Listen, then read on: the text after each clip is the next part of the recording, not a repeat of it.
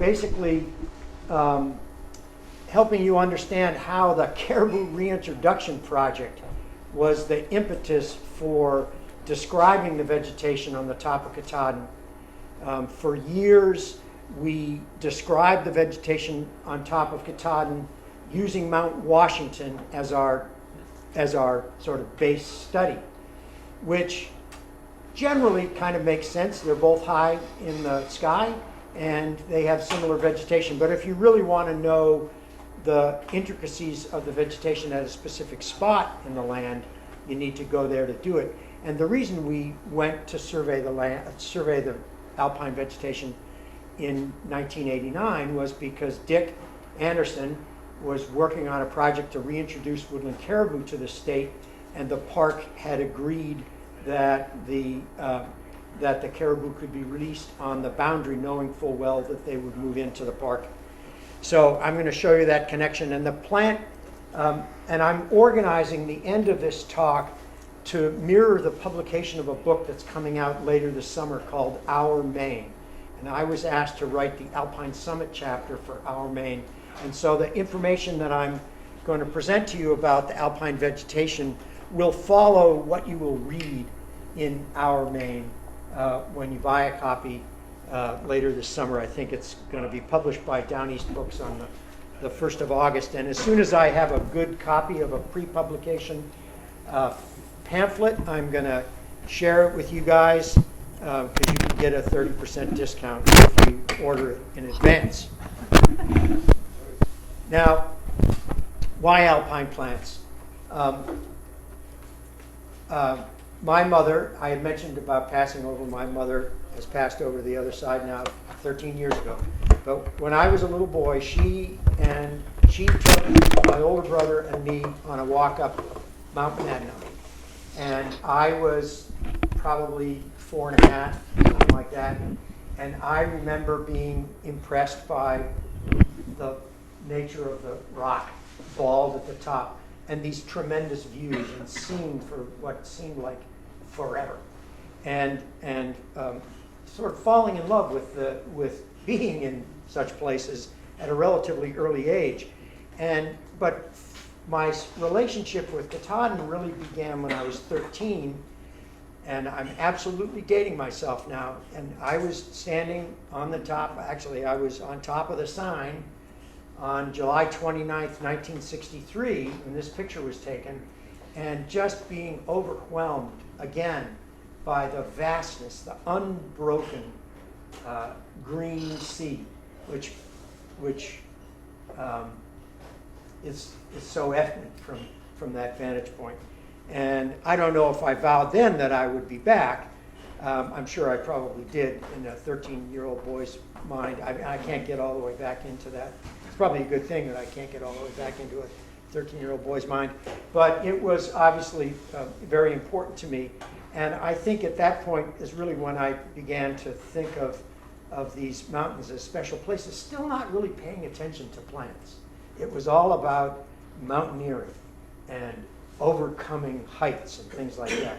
Not a whit of concern for what else was there. But I had an experience when I was a little bit older.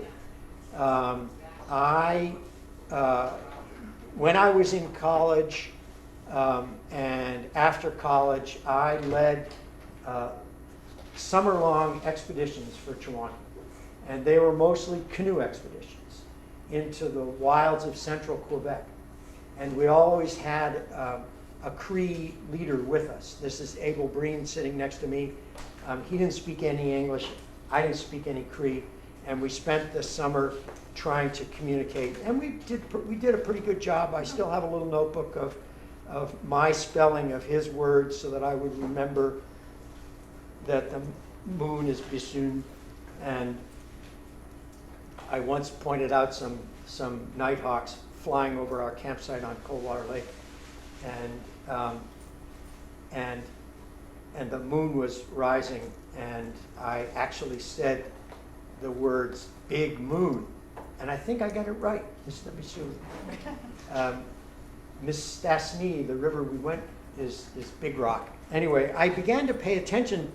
I mean, I noted that, for example, Labrador tea, which I included a little species vignette about Labrador tea in this book that's coming out, which is why I wanted to show it here. I began to notice that Labrador tea was everywhere in the forest in central Quebec. But you had to go to the tops of mountains or out into a bog in Maine. It's found in every single county in the state of Maine, in bogs for the most part. And the farther north you go, you begin to find it not just on mountaintops and not just in bogs, but here and there where the forest is much more of a northern type. You can find it just out on the forest floor. And as you go much further north into central Quebec, where the forest is reaching its tree line, it grows everywhere. And I had a little bit of aha moment and realized that I was really intrigued by these plants. I had bailed out of pre-medical studies when I went to college because 95% of my class was pre-med, and that kind of overwhelmed me. And so I became a French major. But I realized that I actually did like science. I didn't necessarily like medicine, but I like science. And I still don't. I mean, I appreciate medicine, but I'm glad I'm not a doctor. So it was around that time, I was kind of getting to the end of the road on being able to lead expeditions year-round. You know, you get to a certain age and you realize, not to put you on the spot, Feeney, but you realize, geez, if I keep doing this, I'm never going to meet anybody who's eligible to be married. So I decided that I needed to stop that and go back to school. And I had a friend who encouraged me, and I went back to the University of Vermont, which is where I met Feeney. And there are a couple of pictures that she took, and I'm going to show you. You'll be able to figure out which ones she took in 1978. But I decided that that I would study plants on Katahdin. And I knew that I was going to have to get permission to do it, because the previous guy, who is now an emeritus professor of botany at the University of Maine at Oregon, you know him, Chris Campbell, he spent a night or two in the slammer because he collected plants without a permit. And I knew that he had spent time behind bars for breaking the law. And so the winter of 1975, January 1976, before the Park Authority met, I went around and interviewed with the three authority members. Fred Holt ran forestry, Maynard Marsh ran IF&W, and our own Joe Brennan was the Attorney General. Joe Brennan announced, by the way, for those of you who don't know, Joe Brennan was the person who announced the IAT on Earth Day in 1994, announced that we were going to build the trail. So I went around to each of them and explained that I wanted to do this work. I understood that I probably wouldn't need to. The original plan was that I was going to write a flora of Baxter State Park. That changed, but I wouldn't need to collect plants, but would need to document them, and yada, yada, yada. And they were all very pleasant to me and agreed that it would be a good idea, especially if I didn't collect plants. And because the last guy had been thrown in jail for doing that. And so I got to Joe Brennan. And some of you have heard me say this before, but I interviewed with him. He was very nice to me and very kind. And when he finished, I was walking out of his door in the State House, and he said, Don, one last thing. Yes, Attorney General Brennan, what's that? He said, one question. What is a perfectly nice, intelligent guy like you doing studying plants? Thank you very much, Attorney General. But I think you'll understand why at the end of this talk. Must be Republican. No. He's a good Democrat. But so in my initial searches of the mountain in 1976 and 1977, I relocated a plant high in the chimney and also in the basin, and later on over by Hamlin as well, a plant called the Starlike saxifrage. The latest flora of Baxter State Park has a name for it that Arthur Haynes made up, which I don't like. I still like Starlike saxifrage, and I'm going to stick with it. That's what they call it in Canada. It's good enough for them. It's good enough for me. And I realized at that point that I had located a plant that hadn't been seen for 78 years and had never been seen in the basin.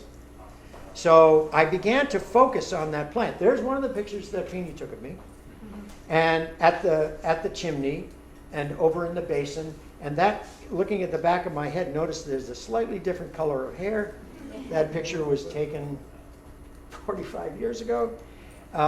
In that little pocket, which some people say may not exist, I'm going to have to go up there, and Nava and I are going to go up there and look for it at some point.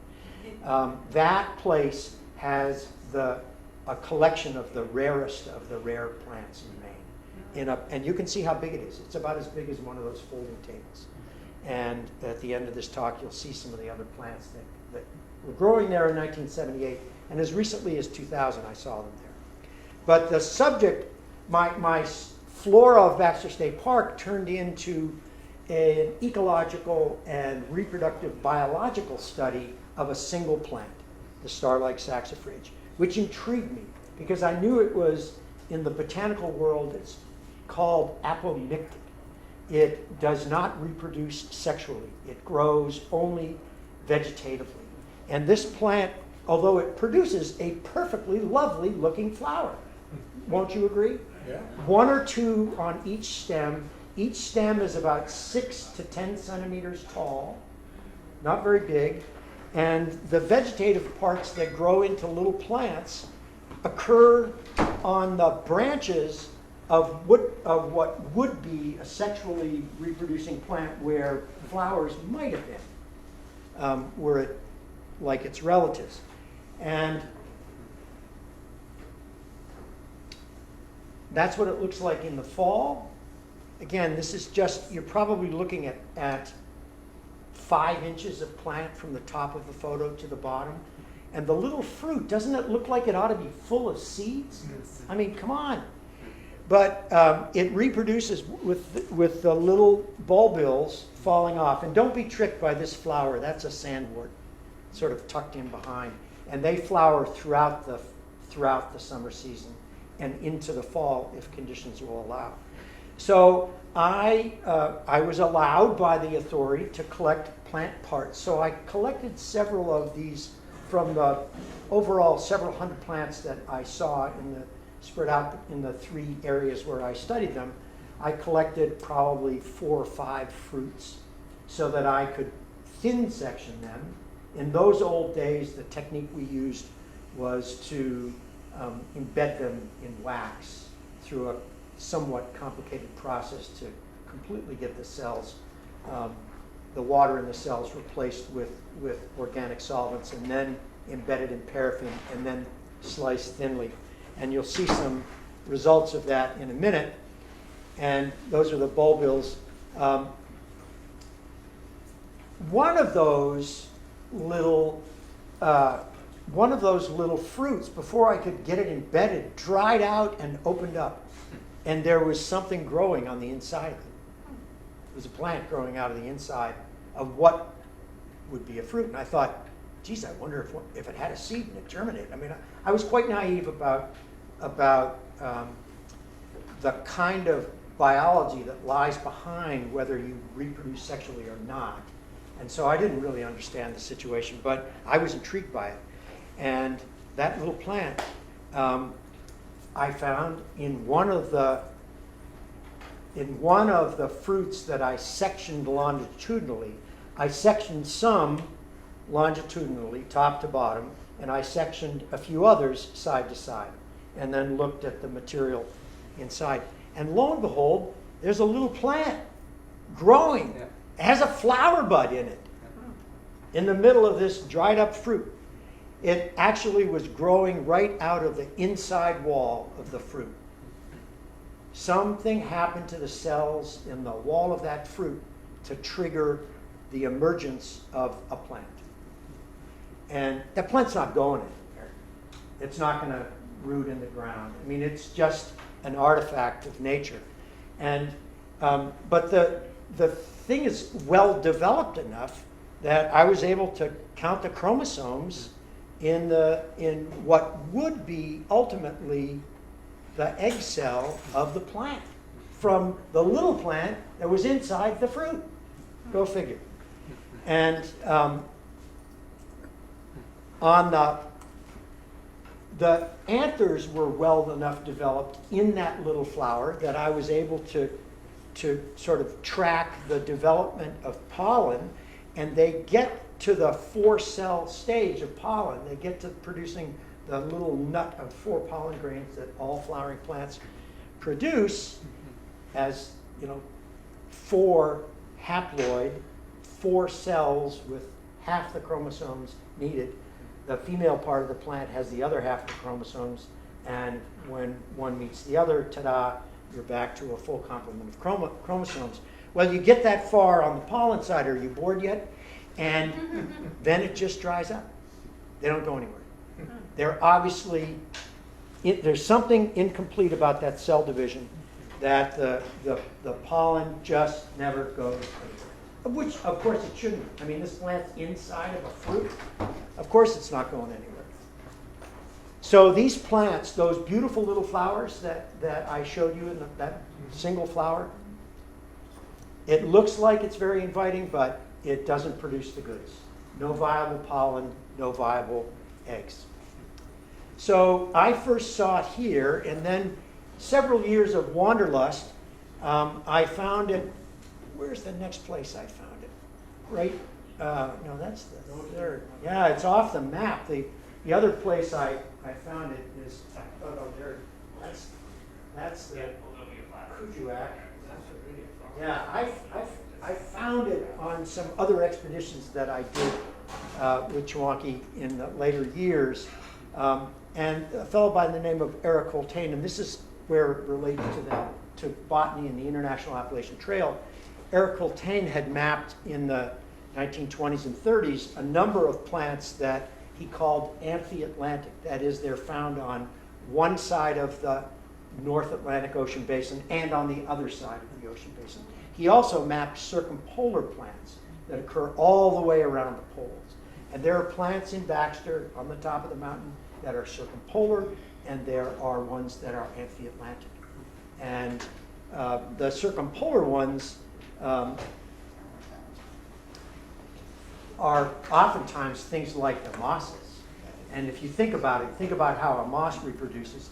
It makes this little cluster of tiny dust-like particles that will grow into a new moss plant. So it's easy to distribute those around a geographic area like the poles.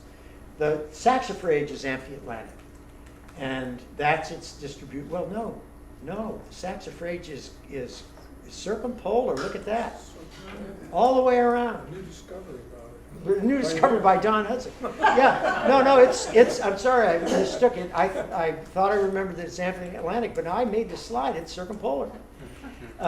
Yeah, I saw it after I saw it in Baxter in 1986. I saw it in Iwituck National Park, a really interesting place because there are hanging glaciers there. I'd love to go back there now, 40 years later, and see what state those glaciers are. And this is the walk that goes up towards Thor, Great Mountain. And I found it along the banks of the George River in northern Quebec. About a mile or two in, we went up to a falls, and there at the base of the falls was a star-like saxifrage. Found it in a few places on the Soper River in southeastern Baffin Island. And every time I found it, it was growing with the same moss that it grows with on Katahdin, which happens to be a rare Arctic moss on Katahdin, but as you go further north, is more and more abundant. And it's not surprising to me now that the same conditions it grows on in Katahdin, with its feet in the water for the most part, very cold water, a community of bryophytes that it lives with, those are the conditions in which I found it. I remember going to Baffin Island. I got a grant to go to Baffin Island for the first time. And the first 4 days of the trip, I couldn't find it anywhere. And I had this notion that, it was going to be there. And it wasn't. And then I just happened to walk up the stream, and I was attracted by the color of the moss, because I know that moss. It was almost a maroon red, deep red moss. And I went up to it, and there was the saxifrage growing in amongst it. So the conditions that it likes are really, if you want to see it growing like a weed, you have to go to the northwest slope of Ellesmere Island. And there it grows as a weed. But that's the only place it grows as a weed. Everywhere else, it's restricted in its conditions. So there's a little bit about that plant in this book. That's the book. You can buy it for 30% off, $34.95. And if you want if you want to purchase it early, you can get 30% off, and I'll make sure you get the link. You can only buy it at one website, not that Barnes & Noble. So don't bother copying that link. It won't work. But now I wanted to shift gears and talk about how I talked about the alpine vegetation of Katahdin and most other high mountain areas in Maine in this book. And it begins with a distinction that we botanists make between the use of the words tundra and goldsea.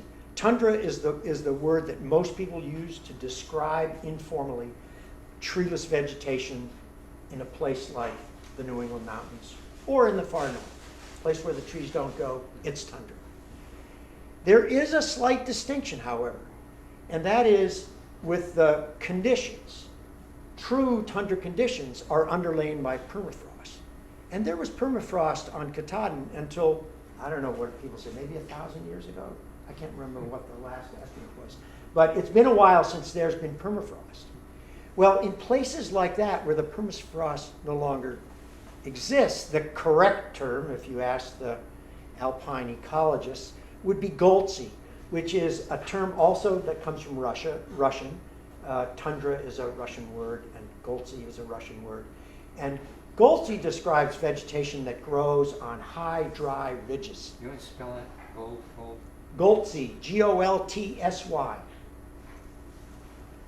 And both types, tundra plants and goldsea plants, are characterized. You can use the words interchangeably in a place like Katahdin. You're not going to get points off on the final exam if you call the alpine vegetation tundra on Katahdin. That's fine. But there is a distinction that you need to know about ecologically. How do they do it? Well, like most plants, they in order to grow and to have the wherewithal to replace tissue or to make new tissue, they have to photosynthesize, so they need good exposure to the sun. No problem for the most part on Katahdin, although you've got to remember that there's a good deal of time on that mountain when it's shrouded in clouds, even in the summer. And so there's some constraint on photosynthesis when you live in the mountains because you have to deal with that. There are,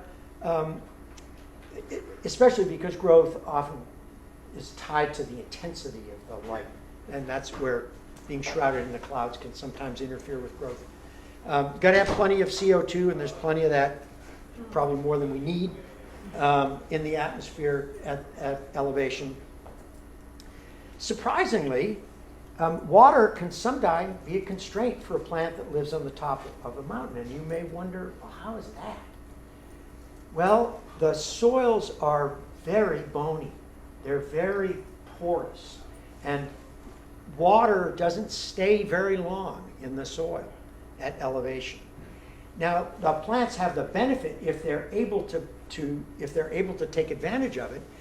They actually have an advantage when they're surrounded by cloud water if they are adapted to rake cloud water out of the clouds. If they have the adaptations that allow them to collect cloud water, they can get a significant proportion of what they need to grow just from the air, just from the clouds. But you've got to be adapted for it to do that, and I'll show you some pictures that will illustrate that. You also have to be able to deal with acid conditions. The rocks on Katahdin contribute to the thin soils that are there tend to be acidic soils. And that also restricts the growth of some soil-borne fungi. Every single flowering plant has a relationship with soil-borne fungi. We used to think it was just a couple of groups in flowering plants, like snapdragons and heaths, that had mycorrhizal relationships with their roots, fungal relationships in their roots. But now we know that every plant does. Some plants just do it better than others. So though that constrains conditions. The highly acidic soils limit those fungal partners that the plant needs to help absorb nutrients in those conditions. So all in all, it's a heck of a lot harder to live up there than it is in your garden. And we just mentioned that. Now, here's the connection to the Caribou Reintroduction Project. At the time that the Caribou Reintroduction Project was coming about, I was invited to a meeting that the Caribou people were invited to of the authority. And we met in Augusta, and I was asked very bluntly by one of the directors, what's going to happen if, I can't let Paul in, unfortunately, sorry. What's going to happen if caribou get to the top of the Katahdin? And I rather glibly said they will have an impact. I think I actually said they'll eat the plants, which was probably too glib for that meeting. But they're going to have an impact. And they said, well, what's the impact going to be? And I said, well, it's going to be hard to measure because we don't have a baseline. And somebody said, well, could you go get a baseline? Because we're likely to let these caribou go. Could you tell us what we're starting with so that we'll know if the caribou get there and eat something, we'll know we can measure what their impact was. So and that's where I met, that's not really where I met Dick, but it was kind of how I met Dick, because literally within days of going to that meeting, I get a call from this guy who was talking to me like he'd known me for 1,000 years. Hey, Don, Dick Anderson here. Yeah. I think I remember your name. You were the executive director of the Audubon Society. Yeah, that's me. He said, you want to go to Quebec with us? We're leaving tomorrow.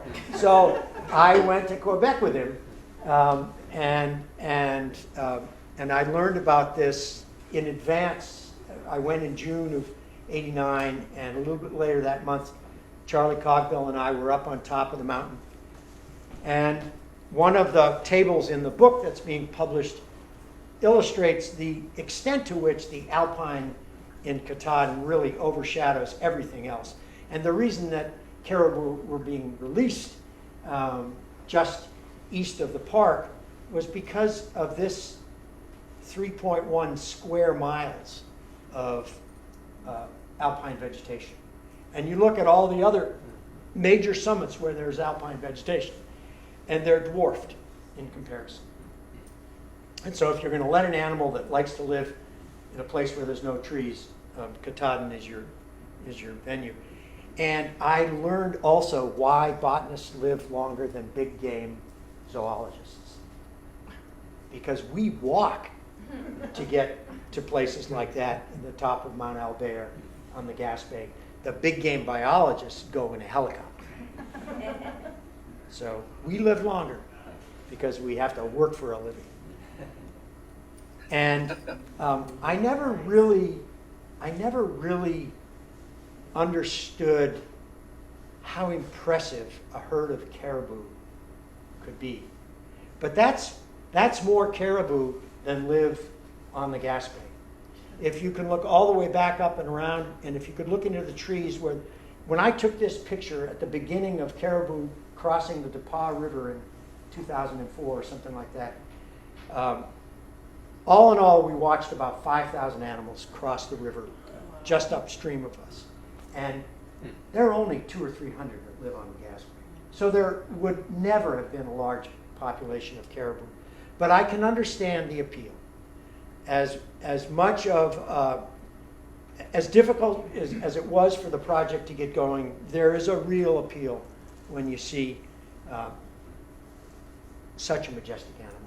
And it's so cool when you hear their feet click. And if you lie low in the bushes, particularly on Baffin Island, and stay really still, you can hear them coming from a couple hundred yards away because their hooves click. It's really cool. So this is Charlie Cogbill. I called as soon as the folks at Baxter said, could you get us a baseline? I called my friend Charlie Cogbill, who I knew how to do this stuff. I'd never done an ecological survey before. And so I said, Charlie, can you do this and I'll be your man Friday? And he said, sure. He wrote a grant proposal to the AMC. We got $5,000 to pay him. I said, I got a job, I don't need any money, but I will help you. And so Charlie and I set out, and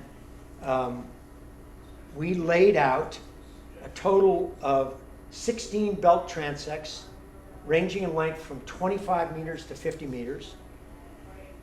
Along that belt transect, whether it's 25 meters or 50 meters, we took a virtual snapshot of everything there in that quadrant.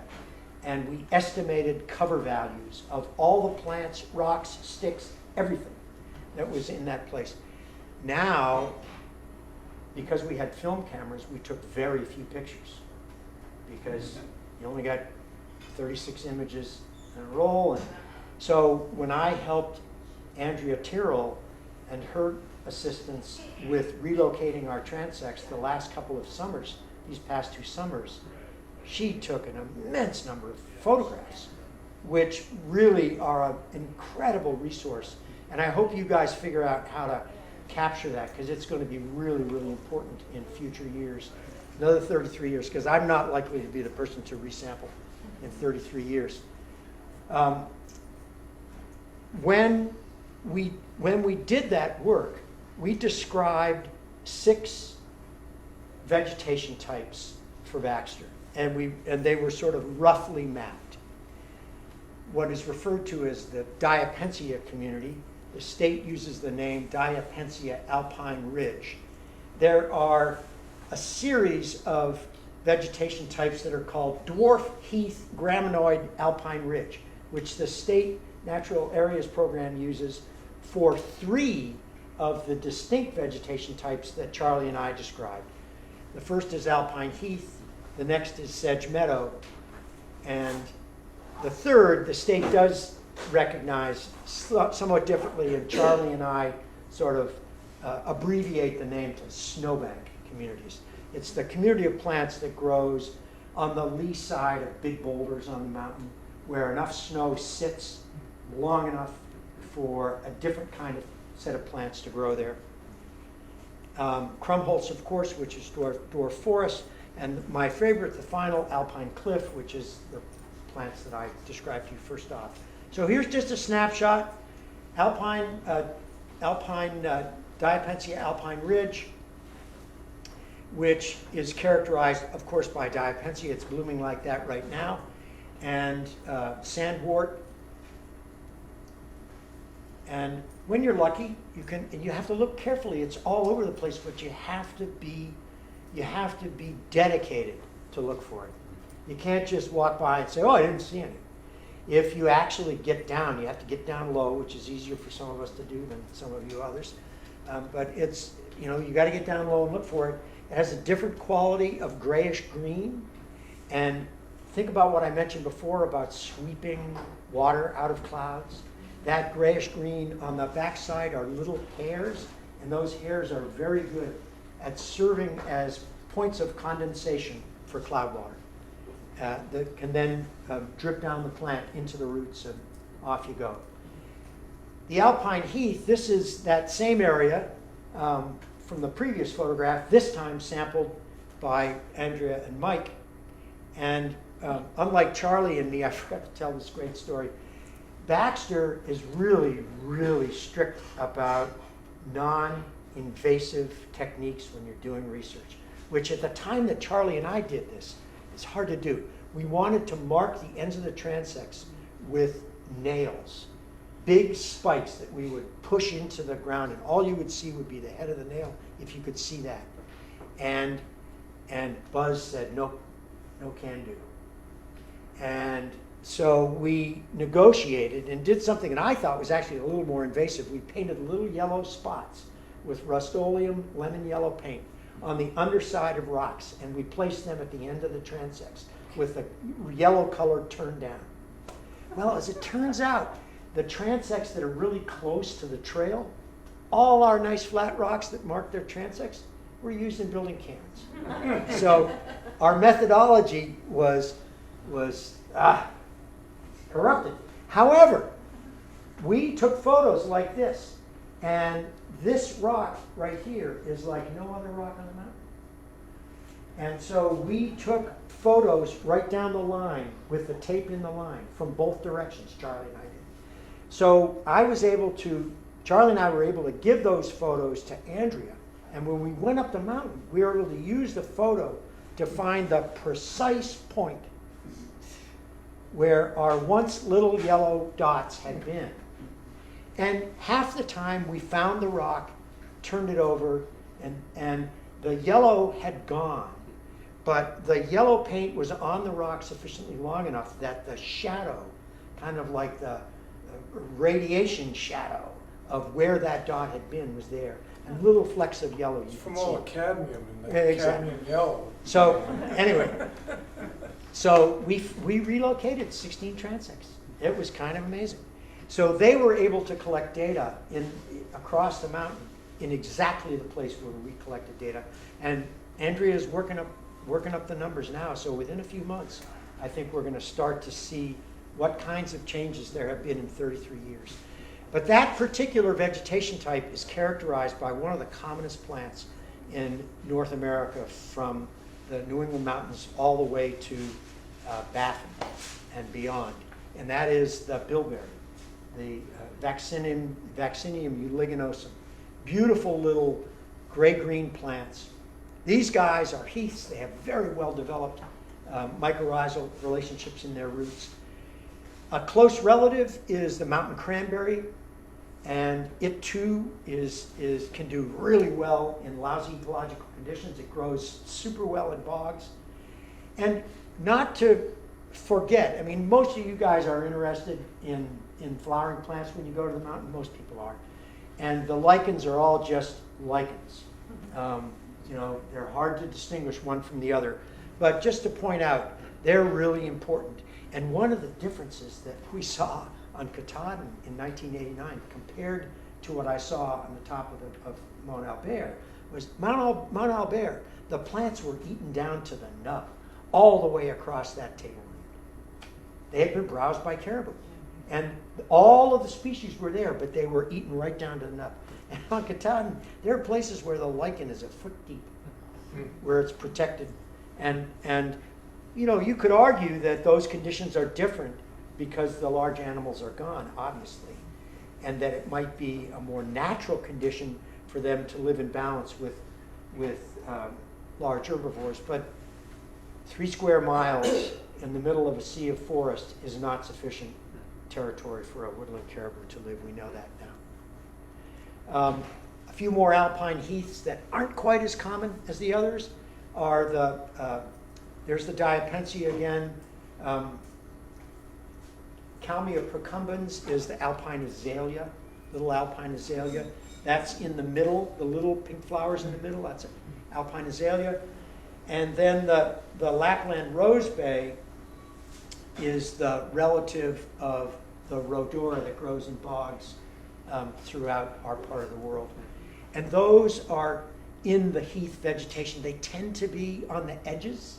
They tend not to be, so actually in some ways, they grow along the edges of the trail because we've made this artificial blowout called a trail. But there are other blowouts in the alpine vegetation where the wind touches down and scours the plants away.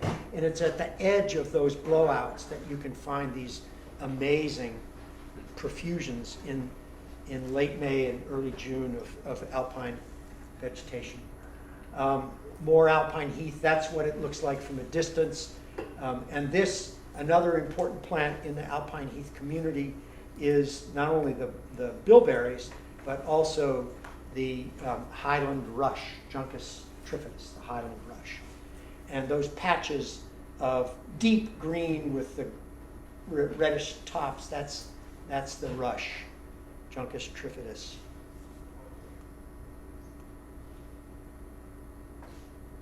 And here's where it sort of trends towards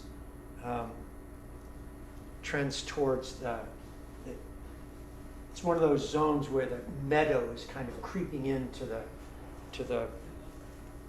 heathland. More bilberries, but here in these richer places where you get all those incredible lichens that the alpine enthusiast is aware of. Sedge meadows. Charlie's in the middle of one, and you can see that somewhat shinier grass-like plant. That's that plant that I saw on the IAT in Northern Ireland. That's Carex bigelowii, Bigelow's sedge. And usually a lot of what do you call it, Labrador tea as well. And stopping long enough to tell you that these guys are really very good at retaining water. Because once you get water, if you live on the top of the mountain, you've got to keep it. In order to keep it, you sort of wax over the top of your leaves, the thick cuticle of wax on the top of the leaf. And then with quite a wide range of variation in a group like the heaths, the Labrador tea has the biggest profusion of hairs on the underside of the leaf. Labrador tea? What? Can you make tea from Labrador? Yeah. It's Abel used to make it for me. It has a sort of mildly astringent quality, like it'd be like taking an aspirin. And it's been recognized by the indigenous people as a medicinal plant. In fact, bogs, their word for bog really relates to the medicinal qualities of the plants that are found there. But that's a topic for a whole different discussion. But what happens when you layer the underside of a leaf with hair, you're actually pushing the air that would rush by the leaf, which would draw water out of the places where the plant takes in water on the underside of the leaf through little holes in its tissue called stomates. If you surround those stomates with hair, the prevailing wind is a few micromillimeters away from the surface of the plant, and it can't, by simple physical action, draw the water from a point of high concentration to lower concentration, which is where the water wants to go. The water wants to diffuse out of the plant when it's loaded, and those hairs help to retain water in the leaf. Now, snowbanks, these guys really, if you know you're in a snowbank community on Baxter when you see a profusion of Labrador tea. And at the edges, there are little things like moss plant. Some of the best snowbank communities on the mountain, and this isn't a giveaway, I mean, because most people notice it. When you come up a trail like the Saddle Trail, off to either side of you, where the snow sits, the snow blows off the mountain in the winter and makes this sort of cornice dump, and it's there that some of the rarest alpine plants grow. They're snowbank plants like moss plant and like the mountain heather, also another heath, mountain heath. And they love the area right below the crest of the tableland. A little bit more snowbank, that's where you can see crowberry across the mountain, but you can see it in real dense growth in those snowbank areas especially. And there are a couple of alpine bearberries.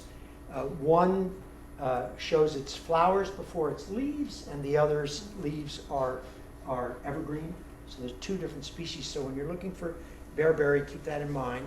The rarer one is this one, the alpine bearberry. Crumholes.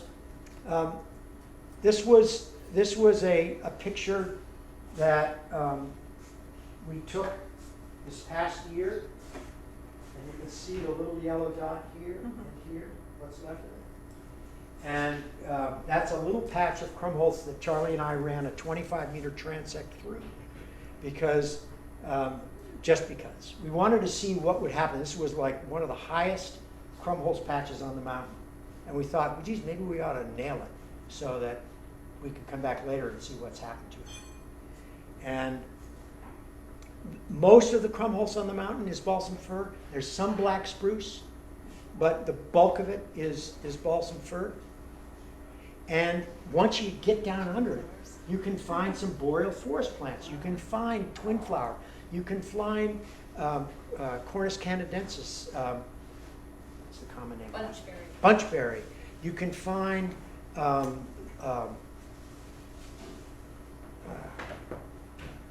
nobody's getting old around here. Anyway, you can find other things. And last, just because I know you've sat through a lot, and I appreciate that. But you got to love a place like this. I mean, there it is. Gotta love it. The rarest of the rare grow right there. And that's where you're going to find one of the several populations of saxifrage on the mountain. There are at least 4 now that have been identified, I think. The 3 that I found and one more that some New England Botanical Society folks found. Just above that site was where I found Alpine speedwell, and that's not found. I think Arthur Haynes thinks that it's been extirpated. It's been removed from the mountain, but that's a lot of rock to cover, and I wouldn't. I found it right up here, in here, so that's the first place I'd go back to look. Other alpine cliff plants in that little patch where I show you the picture of the back of my head, alpine bittercress, Cardamine bellatifolia. Not a whole lot of it, but it was there. Another apomictic plant called that grows by vegetative means only, called the proliferating fescue, and rather than active flowers, it makes little plantlets on the rachis that fall off and can grow a new plant. That's found only in that patch that I showed you. And how the hell I found it, I will never know. But it's found nowhere else. Likewise, the alpine bistort. Alpine bistort is found in 1 or 2 other places. One on the backside of Hamlin, I don't think it's in the chimney though. I'd have to go back to my notes. And here, it's like this one is like the starlight saxifrage. It makes what looks like a perfectly good flower, makes stamens, appears to make pollen, but doesn't really. And it reproduces. Whoa, we got to go back. Alpine cliff. Get back. Where was I? I was right here. This guy makes these little nuts, nut-like things. They're called bulbils as well. And they fall off and can generate a new plant. And that's how it reproduces on Baxter. And that's how it's lived there for 80,000 years. Can you GPS location a lot of that stuff? This is fascinating. Yeah. I'm sure it's been GPS. I'm sure that the state has done it. I'm sure the Natural Areas Program has done it. But the last little plant I wanted to tell you about is one that I think Arthur was with us when we found that one in 1999 or 2000, over in the North Basin. We found Oaks eyebright. And Oaks eyebright is a little saprophyte. It literally grows on the root of a grass. It doesn't have its own roots.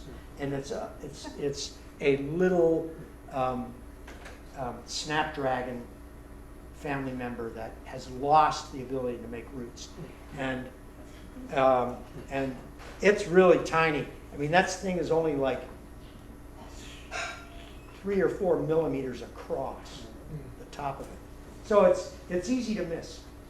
But it's been there, and Arthur relocated it a year ago or 2 years ago. Arthur relocated it. So he could tell you exactly where it is. I'm talking to Nava. And there we are, the 2 old guys in the middle, and Andrea Tyrrell and Mike. Can't remember Mike's last name, but they carried on and redid during the summer of 2021 and 2022, they redid all of our work, and Andrea Tyrrell, all I got was black fly bites for it. She's going to get a PhD, and her thesis advisor was overwhelmed when Charlie and I handed her our data, because this day and age in the academic world, you've got to extract blood or something before you share data, particularly in the plant world. So Jackie Gill was just over the moon. She said, really? We could use it? Yeah, you can use it. How can you do a longitudinal study without it? So all of that data will be archived, I know, will be archived well. So the next person who's tasked in 30 years with seeing what happens. The one thing I'll mention that I just popped into my head, Charlie and I did run a transect through a Krumholz patch. And we did measure that it has grown a half a meter, that one patch on the sort of northwest off of the summit of the mountain, highest, most Krumholz patch, has grown by a half a meter in height. And they're only 2 meters tall, so a half a meter is significant growth in a third of a century. It didn't grow uphill. It grew downhill. It extended its dimension downhill by some amount. We'll have to ask Charlie. I think by maybe 1.5 meters, it extended downhill. And that may be a function of the particular balance of wind and snow conditions that Krumholz pack faces. Because when it comes right down to it, where you grow on the mountain depends on, and what vegetation is there depends on how deep the snow is at that spot. Believe it or not, the snow is not very deep. When you crest the tableland, the snow is not very deep.